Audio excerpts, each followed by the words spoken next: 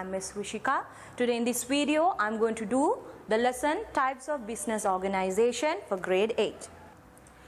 We'll see the first type of organization we are going to talk about is sole trader.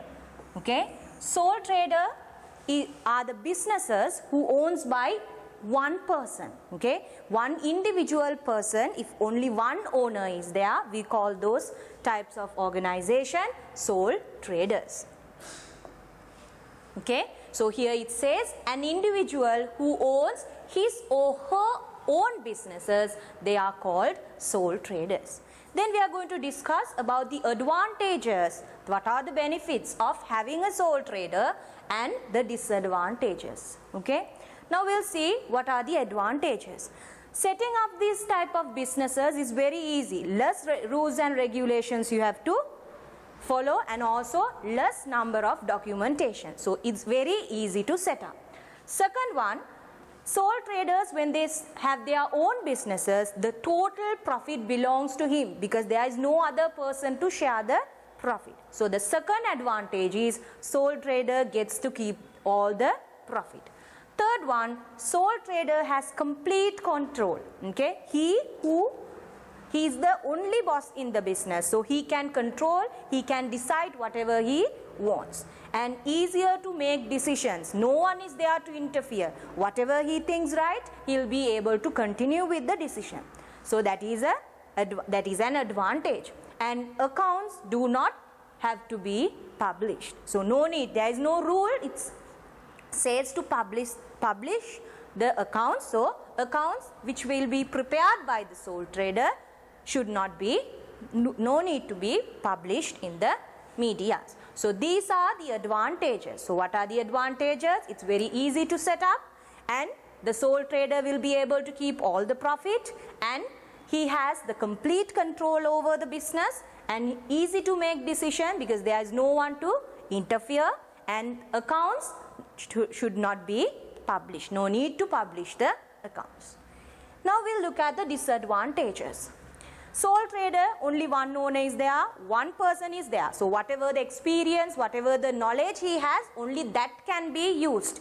Only one person is there to invest the equity. So it's the disadvantage, because if he does not, if a problem comes out, if he does not how to face it, then it will become a problem for the business. So sole trader might be lacking capital, equity, and also will be difficult to raise more, because when it comes to the capital investing, more people like to invest in old one, not for the new businesses. So it's very difficult for the sole trader to raise more capital. And the second disadvantage is sole traders are personally liable for the debts, all the debts. Now for an example, assume I have lots of debts. So if I going under bankrupt, or if my business is going under losses, if I decided to close down, whatever the debts I have, you have to settle them first. Before you close down, you have to settle them. So if the business, whatever the resources are there available in the business, if it's not enough to settle the debts, then the sole trader has to sacrifice their personal properties, like selling their personal houses, selling their personal motor vehicle, like that they have to do. Why? Because sole traders are personally liable. Their liability is unlimited.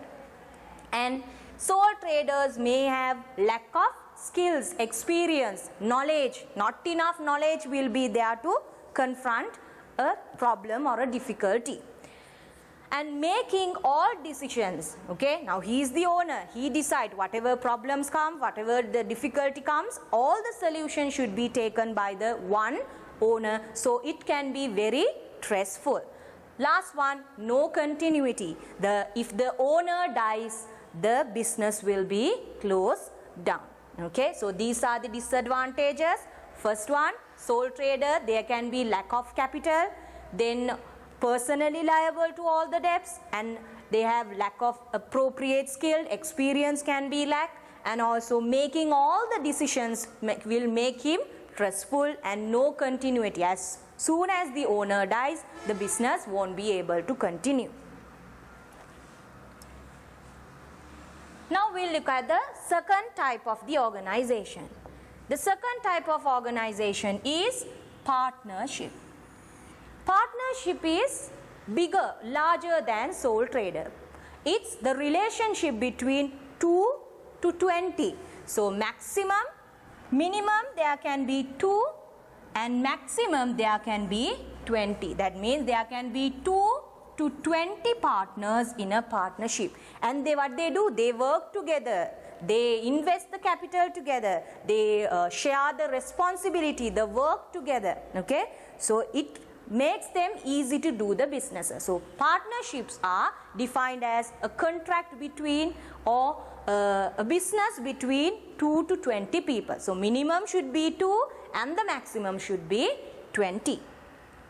Now we'll see the advantages. More capital. If you compared with the sole trader, then more capital and equity can be raised. Okay, so if you compared with the sole trader, earlier business, then it will be able to gain more capital and more equity. And the second advantage is losses can be shared. Now earlier sole trader, fully loss will be depend on him. But here what happens? Whatever, if they are going under losses, that loss can be divided or shared among the partners who is there in the partnership. And additional partners brings more skills and expertise to the business. You can gather people, 2 to 20 people, right? You can have more than 2 and less than 20. That means you can gather, you can join the partners who has more skills than you, who has more experience than you. So that is an advantage. The responsibility of the management can be shared. Okay, so to do the work, the management, you can give the task, you can divide the task of the business among the partners. So management can be easily done. And final one is here also the financial statement should not be, no need to be published in the media. So these are the advantages. Now we'll look at the disadvantages. Like sole trader, partners even have unlimited liability.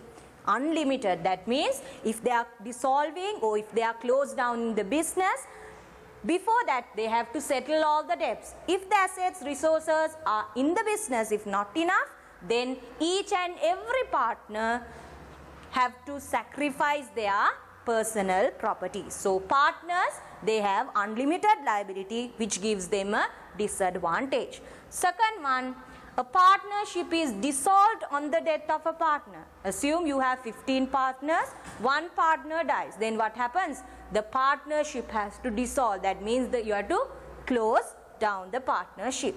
And it is difficult to liquidate and transfer partnership. That means it's very difficult to enter another partner. Now assume 3 of the partners were working together. When you want to introduce another partner to the business, it takes lot of time. If one agree, another person, so it will be difficult to liquidate or to transfer partnerships to another type of a business. So profits have to be shared. It's a disadvantage. Why? Now when you are doing sole trader, the whole profit belongs to you, right? But when it comes to partnership, what happens? The profit will be shared. Loss is being shared, it's an advantage. But if the profit is starting to shared among the partners, it will become a disadvantage. And there could be conflict, that means disagreement. Okay, sometimes one partner says something, the other partners won't agree with that. So there can be conflict, fight, disagreement between the partners. So that will be a disadvantage. So this one related with the partnerships. Now here a special term we are talking about, deed of partnership. Deed of partnership is the contract between the partners. Contract, it's like an agreement, okay?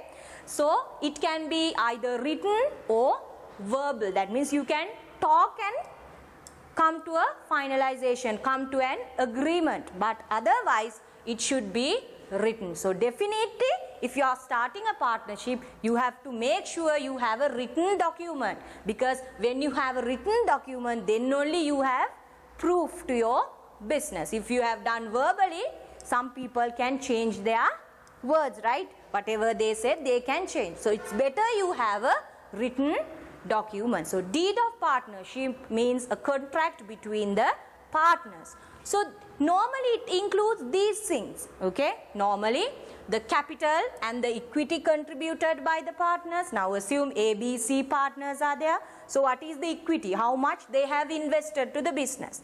And the ratio that they are going to share the profit and losses, you can write 1 to 2 to 3 like that, okay? The ratio, how you are going to share when the profit, when the loss is calculated. And the salary is to be paid if partners, one of the partners are working hard, the other ones are just invested the capital, but one of the partners are working. So we can pay him a salary for his or her extra task. So that will be included in the deed of partnership. Interest to be paid to each partner, interest on capital or interest on current account, or what if they have given loans, for that how much interest you have to pay, and interest to be charged on partners' drawings. They might have taken extra capital, extra cash or goods from the business. So we call them drawings. So if they have done some drawings, are we going to apply? Are we going to charge interest? And how much? What is the percentage? Is it 2%? Is it 5%? So all these details will be recorded in the agreement. We call it deed of partnership. Now we are going to talk about private sector organization and public sector. Private sector organization means all the organization which are profit oriented. That means their aim is to make profit. As long as they, whatever they do, they in return they are expecting a profit, and also not run or operated by the government. Okay, so the organization which is owned by one person and also which all profit making, their aim is to make profit, and they are not operated or not owned by government, all those organizations are called private sector organizations. Then public sector organizations mean operated by the government, government schools, government hospitals, okay? So those are called departments, okay? Railway station, railway department, then postal service department, all those are operated and owned, controlled by the government. So those type of businesses or organizations are coming under private sector organizations. Now here, next, after discussing about different types of organization, we are coming to the stakeholders. Stakeholders means the people or persons or the parties who are interested to know about the business. They are very keen to know, that means very eager what happens, whether the business is getting profit, whether the business is going under losses, who is the manager, who is the boss, how is the product quality, what is the price, like that. Those information they are very interested to know. So I have gathered some stakeholders. Owners. Who are owners? The people, those who have invested the cash. So in return, what do they expect? They expect a profit. Okay, so they are looking at the business to see whether they are getting a suitable profit for the money that he has invested. The managers. Managers are the one who decide what happens the business. On behalf of the owners, they are the one who do the task. They are the one who do the management. Okay, so they are very keen or very interested to know about the business. Why? Then only they will be able to see whether their decisions are successful or not. Employees. Employees means the ones who are working under the business. So they want their job security. They want to see whether the business is going under profit or losses. Okay, then if they are going under losses, then whether our jobs will be secured or not, whether we are getting a suitable salary. Okay, so to know all those things, they are very interested to know about the business. Customers, they are the one who purchase things. So they want to know about the business to compare the prices, compare the quality of the products. Suppliers are the one who supply goods, and they want to know why, because they want to see whether the business is able to pay them on time, okay, whether they are able to settle their amounts or not. So they are suppliers.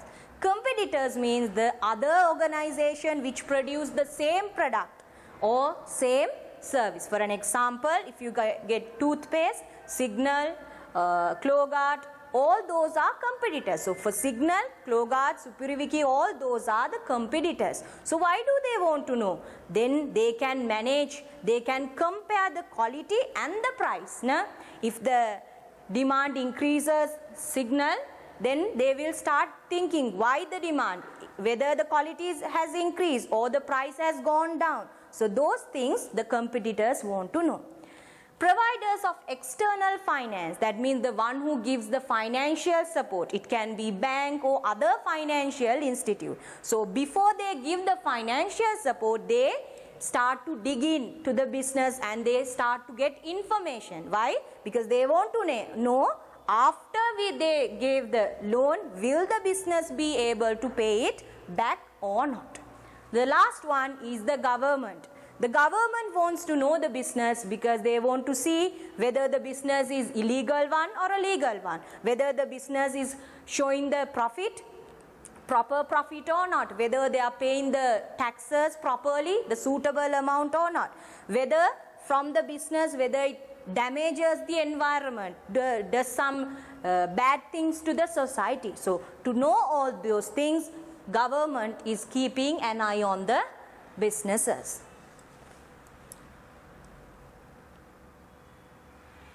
Now children, I hope you understood the lesson types of organization. There we talk about sole traders, what are sole traders and the advantages and disadvantages, partnership, private sector and public sector organization, and finally we discuss about different types of stakeholders and how they relate with the business. So I hope you understood the lesson. Do some revision throughout the textbook. So I hope you understood. Thank you children. God bless you and stay safe.